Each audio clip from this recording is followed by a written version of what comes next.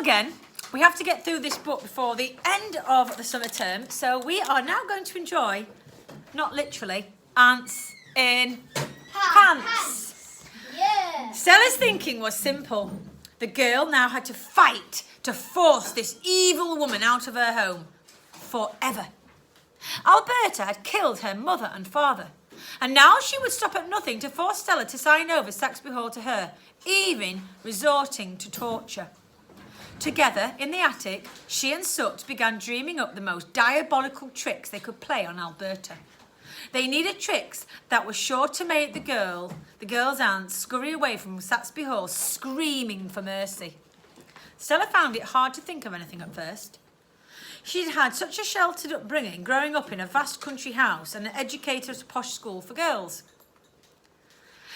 Let's hide one of each of her pairs of socks. Then when she puts them on in the morning, they'll be odd, she exclaimed.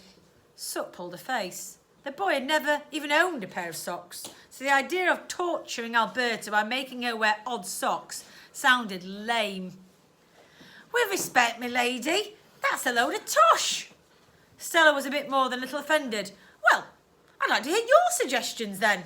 Sut thought for a moment. Having grown up in a workhouse, he had learned that you have to be tough to survive. He had seen the boys play the meanest tricks on each other in the years he spent there. We need to put ants in her pants. Ants in her pants? Asked the girl. Yeah, and that's just for starters. For a moment, Stella looked shocked. But then her face lit up at the thought. Soon she was trying to top Sut's idea. Flood her floor with marbles. The ghost went further still. Make her pipe go boom. In a few minutes together, they got a long list of tricks, and here's the list. Put a nest of ants from the garden in her knicker drawer. Flood the carpet with marbles. There was a huge box of them in the nursery. Take all the tobacco out of the pipe and substitute it with gunpowder from a shotgun cartridge found in the drawer of Papa's desk in the study. Mix the bubbliest bubble bath from Mama's bathroom in with a woman's toothpaste. Cut open a bar of soap and put black boot polish from the kitchen inside. Go to the garage to find a shard of glass from the Rolls-Royce cracked windscreen. Then take it to the toilet bowl so when she pees, it always sprays back up at her. The pair were so enthused with dreaming up the list, they could have added to it until dawn. However, there was no time to lose. They immediately set to work putting their plans into action. As they could hear Aunt Alberta snoring downstairs in her bedroom, they knew they were safe for a little bit. The tiny fireplace in the attic would be their escape route.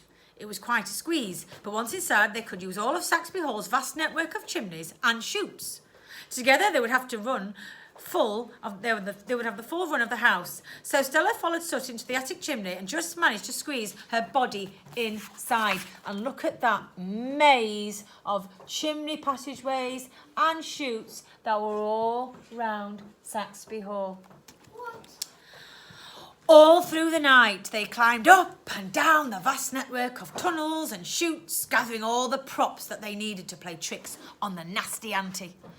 Just as the two were spreading marbles onto the carpet in Alberta's room as she slept, her beloved owl tucked up in bed next to her, Stella noticed something.